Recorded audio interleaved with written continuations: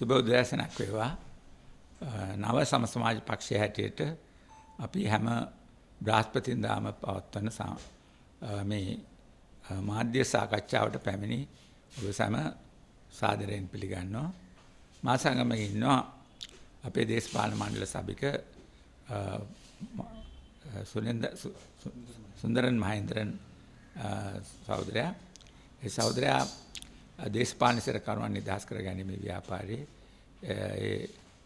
සංවිධානයේ අධ්‍යක්ෂක හැටියට වැඩ කරනවා. අද අපි කතා කරන්න බලාපොරොත්තු වෙන පළවෙනි කාරණය මෙවර අයවැය ගැන. දැන් අයවැය කතාවේදී තාමත් ආందోලනාත්මක කතාවක් අර්ජුන් මහේන්ද්‍ර අපේ භාණ්ඩාගාරයේ බාර ලේකම්තුමා ප්‍රකාශ කළා තියෙනවා. එතුමා ගැන ලොකු විවේචන තිබුණාට එතුමා කරුණු දෙකක් ඊටාම සාධාරණ කරුණු දෙකක් අද ඉදිරිපත් කළා මේ අයවැය ගැන කතා කිරීමේදී වැදගත් වෙන. උන්වහන්සේ කියනවා අද තියෙන බදු ක්‍රමයේ තුල ලොකු මිනිහගෙන් බදු අඩුවෙන් අරගෙන පොඩි මිනිහව මිරිකලා ගන්න බදු ක්‍රමයක් තමයි ලංකාවේ තියෙන්නේ කියලා. ඒ බදු ක්‍රමයේ තුල මේ රටේ විශාල වශයෙන් අසාධාරණයක් වෙනවා. පොඩි මිනිහට හැම දෙයකම බදු ගහුව ගමන් එයාගෙන් බදු අයක වෙනවා. කෑමට වෙන්න පුළුවන්, බෙහෙත් වලට වෙන්න පුළුවන්, ගමනට බිමනට වෙන්න පුළුවන් හැම තැනදීම ඔහුව බදු වලට යට වෙලා යනවා.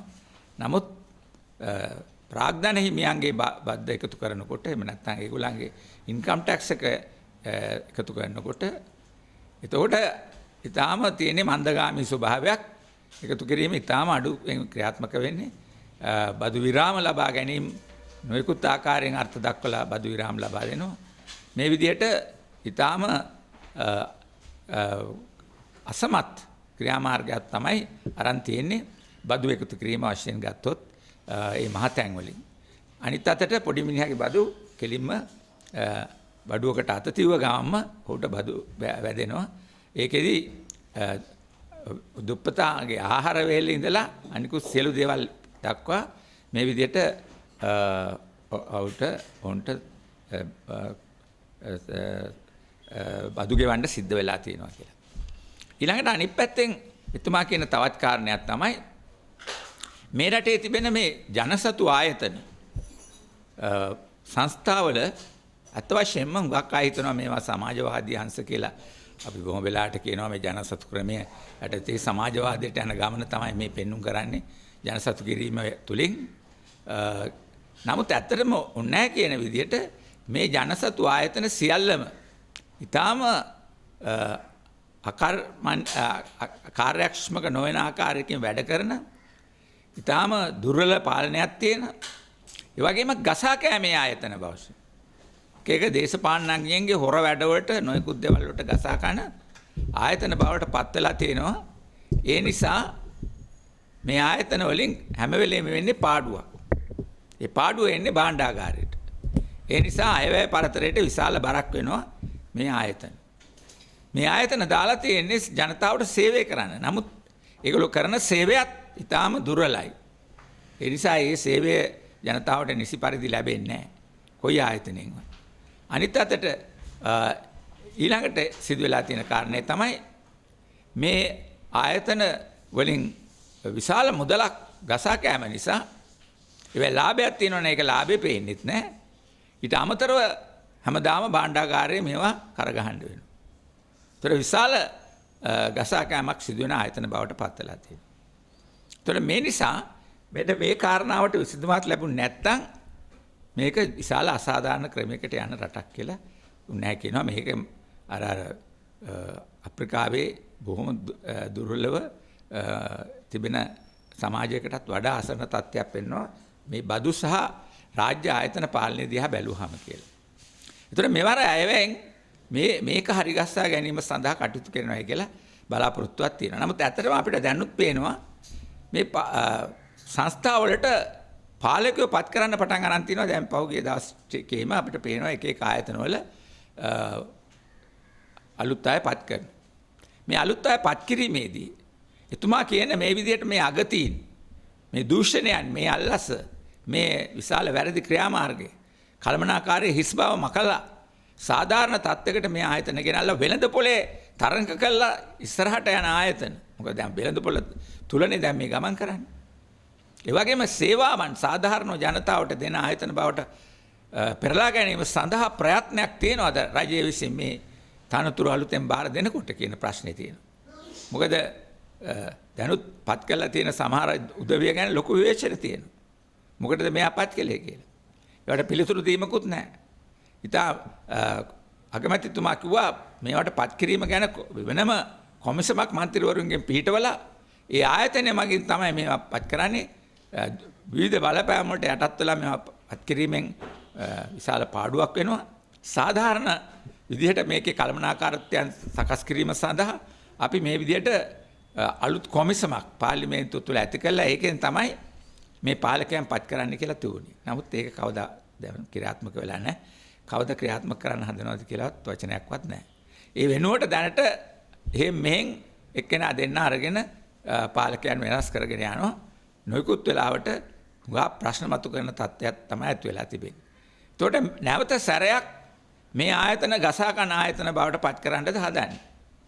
ඊළඟට අනිත් පැත්තෙන් බදු අය කිරීම පිළිබඳවත් දුප්පතාට එකවරම කඩා වැටෙන බදු තියෙද්දී පොහොසතාට බදු එකතු කිරීම බොහොම කම්මැලි විදියට අලසලසට කෙරීගෙන යාම තුළින් විශාල ආදායමක් රජයට අහිමි වෙනවා.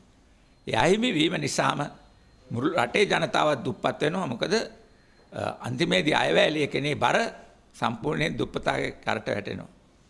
ඒතර මේ නිසා ණය ගන්නවා ඊළඟට. මේ ණය අරගෙන විශාල වැඩි පොලියට ණය අරගෙන ඒවෙන් ආයෝජන කටයුතු වලට පවා අපි ණය ගන්නවා. ඊළඟට මේ ණය ගෙවන්න වෙන්නේ විශාල වශයෙන් මේ දුප්පින ජනතාවට කියලා අර්ජුන මහේන්ද්‍රන් කියනවා. දැන් මේවා අපි වාමාංශිකව දිගින් දිගට කියපු කතන්දර. දිගින් දිගටම අපි කරපු විවේචනය තමයි මේක. දැන් ඒක කරන්න මේ ධනපති ලෝකයේ සම්භාවනීය වෘත්තිකයෙක් කියලා හඳුන්වා දෙන අර්ජුන මහේන්ද්‍රන් මහත්මයා තමයි ඇවිල්ලා මේක බලලා ඒගොල්ලෝ කියන්නේ වාමාංශිකව දැන් අවුරුදු ගණනාවක් තිස්සේ කරපු විවේචනයම තමයි එතුමා ඉදිරිපත් කළා තියෙන්නේ. බදු අධි කිරීමේ මේ ප්‍රතිපත්ති පිළිබඳ තීන්දුව දුප්පතාට බදු දාලා ලොකු මිනිහාගේ බදු විරාම ලබා දීමේ ප්‍රතිපත්තිය ඊළඟට කළමනාකරණය කිසිසේත් සුද්ධ කරන්නේ නැතුව සම්පූර්ණයෙන් විනාශකාරී තීන්දුව ගන්න කළමනාකරණයන්ට මේ රජ ආයතන යටත් කිරීම ඒ නිසා ඇති වෙන විශාල පාඩුවට භාණ්ඩාගාරයට ගෙවන්න සිදු කිරීම මෙවැනි ලෙසකට මේ රට තුල ඇති වෙලා තිබෙන මේ දානේශ්වර ක්‍රමයේ ඊටාම නරක ලක්ෂණ පිළිබඳව අර්ජුන මහේන්ද්‍රන් අද කතා කරන්න පටන් ගැනීම මෙතන ලොකු පහසාත්මක තත්ත්වයක් වෙනවා. මොකද හැමෝම අපිට කිව්වේ අර්ජුන මහේන්ද්‍රන් කියන්නේ කෝටිපති ව්‍යාපාරික සමාජයේ කෙනෙක්. මෙයාගෙන් කිසි හොඳක් වෙන්නේ නැහැ. මෙයා ඇවිල්ලා තියෙන හොරුන්ගේ තුරු හදාන්න කියලා කතා කරපු මිනිසුන්ට අද අපිට කියන්න වෙලා තියෙන්නේ මොකද්ද? නෑ ඉඳලා කියනවා මේක මම මේ භාණ්ඩාගාරයේ අධිපති හැටියට මම මේ අයවැයේදී මේක වෙනස් කරන්න තමයි උපදෙස් දෙන්නේ කියලා උන්වහන්සේ කියනවා. දැන් ඒ උපදේශක කොමිසම සභාවෙත් එතුමා ඉන්නවා. එතකොට මේ වගේ අයවැයක් ඉදිරිපත් කළා තියෙන වෙලාවෙදීම අනිත් පැත්තෙන් අපි දන්නවා රනිල් වික්‍රමසිංහ මහත්තයා ඉදිරිපත් කළා තමන්ගේ ආර්ථික ලියවිල්ල. ඒ ආර්ථික ලියවිල්ල කියනවා මෙතුවක් කල් වෙච්ච දේවල් වල තියෙන දුර්වලකම් පෙන්නලා මේ විදිහට සාධාරණ තත්ත්වයකට ගෙනියන්න මේක වැඩ කටයුතු කළ යුතුයි කියලා. එතුමා විවේචනයක් කරනවා පහුගිය කාලේ මේ රාජ්‍ය ආයතන ගැන. අර්ජුන මහේන්ද්‍රන් වගේම එතුමා කියනවා මේ ආයතන සහ මේ ගැත්ත ප්‍රතිපත්තිය තුල සමාජවාදය කියලා කෙරුණේ අන්තිමේදී තාම දරුණු විදිහට රටේ දේපල ගසා කෑම තමයි වෙලා තියෙන්නේ කියලා. ඒක කෙරිලා තියෙන්නේ මේ විදිහට මේ සමාජවාදී දර්ශනය තුල ගමන් කිරීම තුලින් කියලා.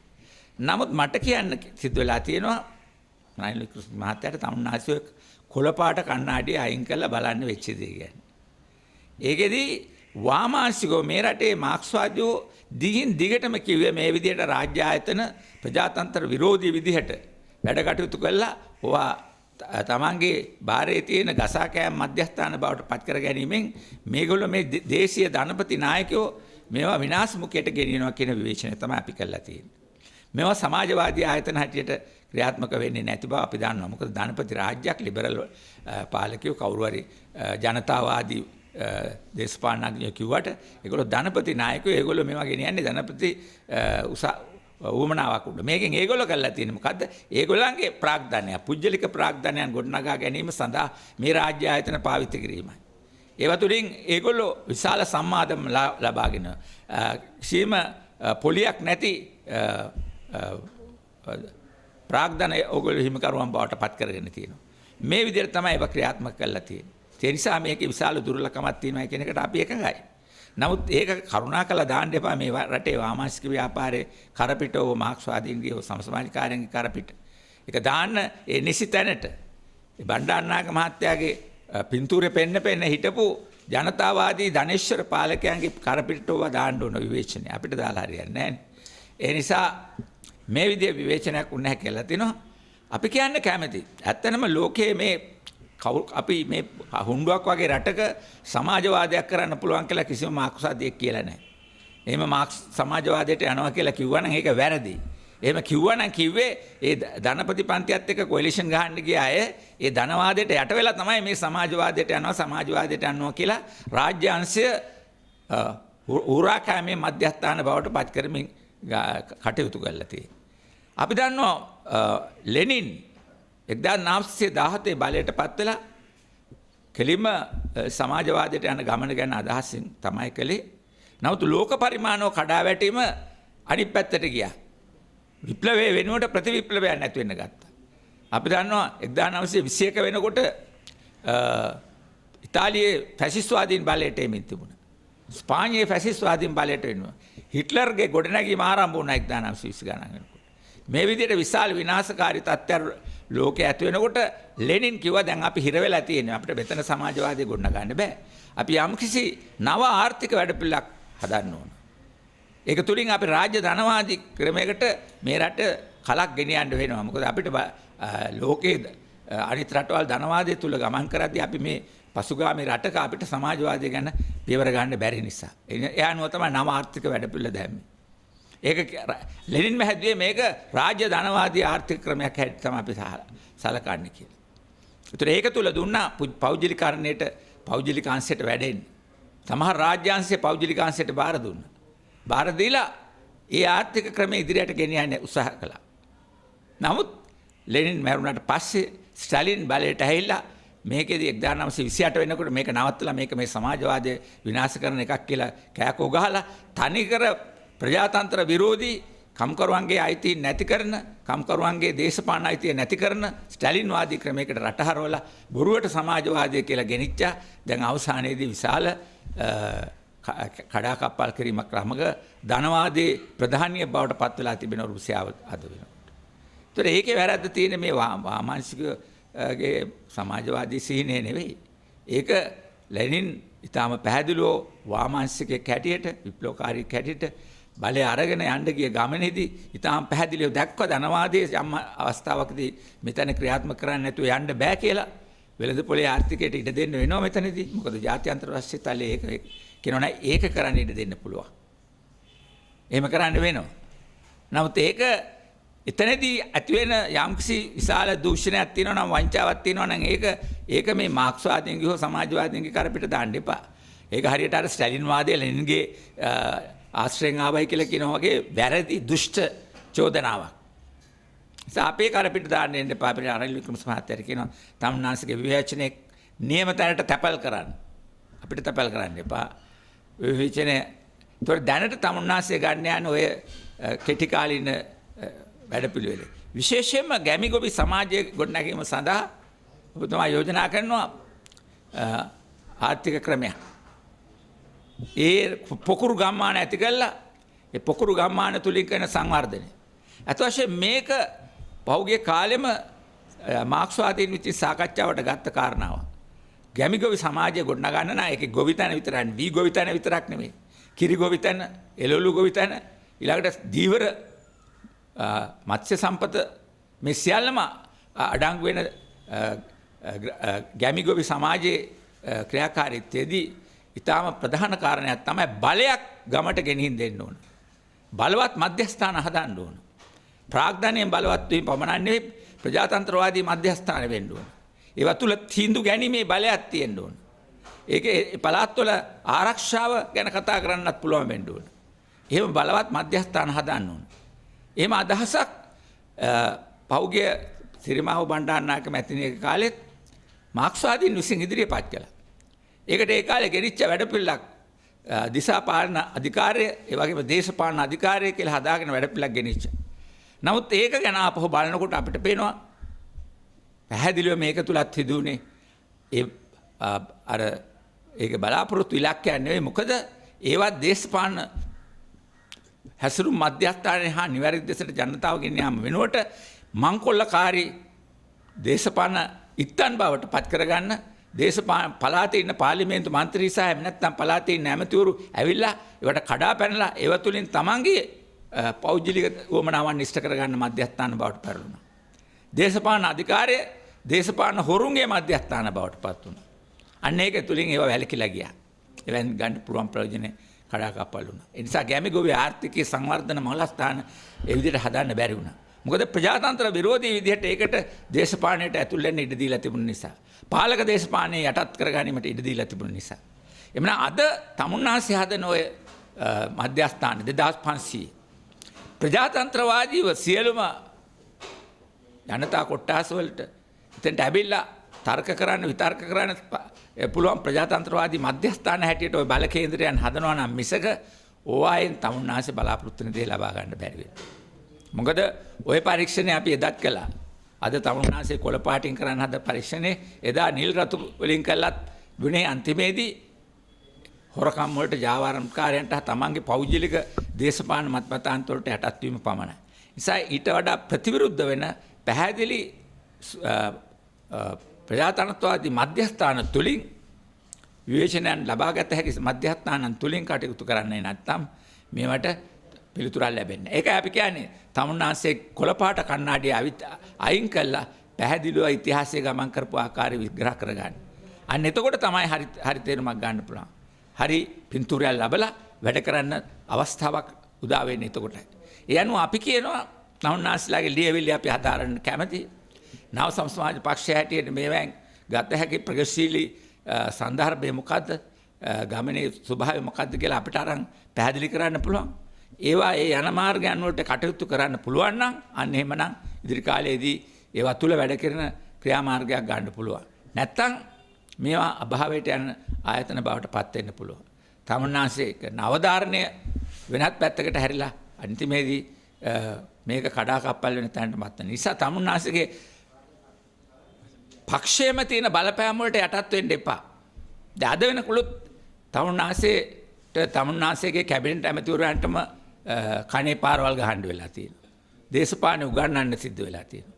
එහෙනම් පළමුවෙන්ම මේ ගමන යනවා නම් ඔහොම පන්ති සමාජය තුළ පන්ති අරගලය තුළ ප්‍රජාතන්ත්‍රවාදය රැකගෙන ඉදිරියට යන්න නම් තමුන්නාන්සේගේ පක්ෂය ඊටාම විනයගරුකව ඊටාම දූරදර්ශීව වැඩ කර තැනට ගෙනල්ලා ක්‍රියාවට බස්සන්න ඕන. එහෙම නැතුව අර එදා හිටපු ජනතාවාදී හොරු ටිකයි ඒ කාලේ හිටපු බණ්ඩියෝ ටික අල්ලගෙන ඕක කරන්න ගියොත් ඔය බඩමහත් වෙච්චි සමාජවාදීන් ටික අල්ලගත්තොත් නම් එහෙනම් කෙලවුණාම තමයි කියලා කියන්න පුළුවන්. මොකද ඒකෙන් කවදාවත් එදත් ජීව හරියන්නේ. ඔය සුදුරෙදි හඳගෙන බණ්ඩිය දාගෙන මේ ඇවිදපු සමාජවාදීන් කෝ ඔක්කොමලා අන්තිමට වැළුවාම ඒගොල්ලෝ තමයි මේ රටට මත්ද්‍රව්‍ය ගෙන්නන්නේ. මොනවද අර මොකද්ද මේ එතනෝල් කාර්යෝ. එතනෝල් කාර්යෝ කවුද කියලා බැලුවාම අර සුදුරෙදි ඇඳගෙන සමාජවාදය ගැන කතා කරපු බණ්ඩියෝ ටික ඔක්කොම එතනෝල් කාර්යෝ බවට පත් වෙලා තියෙනවා. ඒ නිසා මේක ගෙනියන්න වෙන්නේ නිවැරදි දෘෂ්ටියක් හදා ගන්න ඕන. ඒ නිවැරදි දෘෂ්ටිය සාකච්ඡාවට දානවා. අපේ අදහසක් දානකොට අපි කියන්නේ මේක බාර ගන්න කියලා. අපි විවේචන දාලා තියෙනවා දැන්. අපි මේ විවේචන දාපුවාම අපි කැමති ඒවා ගැන විවාද කරන්න. එහෙම නැතුව ඔය ඒකපාර්ශ්විකව වැඩ කළා. එහෙම නැත්නම් බොරු සර්වපාක්ෂිකයක් ඇඳවලා වැඩක් හරියන්නේ නැහැ. අපි දන්නවා තමුන්නාන්සලා සර්වපාක්ෂිකයක් ඇඳවනවා. ඒකට අපි නෑ. සර්වපාක්ෂිකේ එතකොට Taman කැමති අය විතරයි තෝරගන්නේ. Taman කැමති අය නැති අය කපලා දානවා. ඉස්සෙල්ලා කිව්වා පාර්ලිමේන්තුවේ විතරයි ගෙන්නන්නේ නැත්නම් පාර්ලිමේන්තුව විතරක් නෙවෙයි වෙන අයත් කැඳවනවා. ඒ කවුද? Tamanට සාක්කුවට දාගන්න පුළුවන් තමන්ගේ හෙන්චායු තමන්ගේ කතාවට හුමිටි තියෙන උන් ඔක්කොම කැඳව ගන්නවා. ඒක තමයි ඒක සර්වපාක්ෂික. ඔහොම සර්වපාක්ෂික කැඳවලා මේ විදිහේ වැඩ පිළිවෙලා ගෙනියන්න බෑ. තමන්ට හුමිටි තියෙන මිනිස්සුන්ගේ විතරක් දේශපාලනය කරන්න හිතන්න එපා. පාර්ලිමේන්තුවේ තරමටවත් විරුද්ධ පක්ෂයකට කතා කරන්න ඉඩක් තියෙන්න ඕන. අපි කියන්නේ මේ බොරු විරුද්ධ පක්ෂ වලට ඉඩ දෙන්න කියලා. නමුත් සැබවින් විවේචනයක් කරන විරුද්ධ පක්ෂ වලට ඉඩ දිය යුතුයි. අපිට කියන්න වෙනවා මේ වෙලාවේදී මේ ශ්‍රී ලංකා නිදහස් පක්ෂය තුලම ඉඳගෙන ඒකම උලා කාලා බලයට ඇවිල්ලා අද විරුද්ධ පක්ෂයක් හදන්න හදනවා පාර්ලිමේන්තුව තුල. එහෙම හදන්න බෑනේ. පාර්ලිමේන්තුවට ආවේ කොහොමද? ඒ ශ්‍රී ලංකා නිදහස් පක්ෂයේම ඡන්ද ටික උලා කාලා තමයි මේගොල්ලෝ ඔක්කොම ඇතුළට ආවේ. ඇතුළට ඇවිල්ලා ඉවර වෙලා දැන් විරුද්ධ පක්ෂයක් කියලා ලියාපදිංචියක් ඉල්ලනවා. එහෙම ලියාපදිංචි කරන්න පදනමක් නැහැ. එහෙමනම් ඕගොල්ලෝ ওই කට්ටිය ඔක්කොම අස් වෙලා ආපහු වෙන අයට වෙන වෙලාවක වෙන තැනකදී ඡන්දයක් දීලා ස්වාධීනව ඉදිරිපත් වෙන්න. නැත්තම් දැනට ඉදිරියේ එන ප්‍රාදේශීය සභා ඡන්දයෙන් පටන් ගන්න. ඕගොල්ලන්ගේ විරුද්ධ පක්ෂය. එහෙම නැත්නම් මේ අනුන්ගේ ආණ්ඩුව අනුන්ගේ පක්ෂ වලට රිංගගෙන එතන විරුද්ධ පක්ෂ වෙන්න බෑ. මොකද එතන නිල වශයෙන් ආපු අය තමයි ඉන්නේ. ඉතින් එහෙම නැතුව අයින් වෙනවා නම් හරියට ආකාරව කියලා මෙන්න අපි අයින් වෙනවා ගියා අපේ කලවන්නේ ඕන දේ අපේ අතේ තියෙන එක්කම ගලව ගත්තත් අපි යනවා. ශේෂිතම දීලා යනවා අපි අපේ ගමන කියලා පැහැදිලිව යන්න ඕන. එහෙම නැතුව ඒගොල්ලන්ගෙන් උලා කාලා ඒගොල්ලන්ගෙන් හොරකම් කරගෙන ඒගොල්ලන්ගෙන් දේවල් අරගෙන මෙතන විරුද්ධ පක්ෂයක් කියලා වෙනම කෑකෝ ගැහිමේ මණ්ඩලයක් පිහිටෙව්වට ඒක විරුද්ධ පක්ෂයක් හැටියට කාටවත් පිළිගන්න පුළුවන් වෙන්නේ නැහැ. අපි එවැනි කටයුතු කරන්න සූදානම් නැහැ. අපි පැහැදිලිව කවුරුත් යම්කිසි සර්වපාක්ෂික සම්මේලනයක් කැඳවනවා නම් ජාතික ප්‍රශ්න වේවා මේ ගොවි ජන සංවර්ධනය පිළිබඳව වේවා ජාත්‍යන්තර ප්‍රශ්න සම්බන්ධයෙන් වේවා නොයෙකුත් කටයුතු සම්බන්ධයෙන් අපිට සහභාගී වෙන්න පුළුවන්. නමුත් අපිට මේ විවිධ මට්ටමින් කැඳවන හොර කණ්ඩායම් සහ හොර කඳවුරු සමග අපිට වැඩ කරන්න පුළුවන් කමක් නැති බව ප්‍රකාශ කරනවා. මම ඊළඟට ආරම්භ කරනවා අපේ මහේන්ද්‍ර සහෝදරයට අවසන්.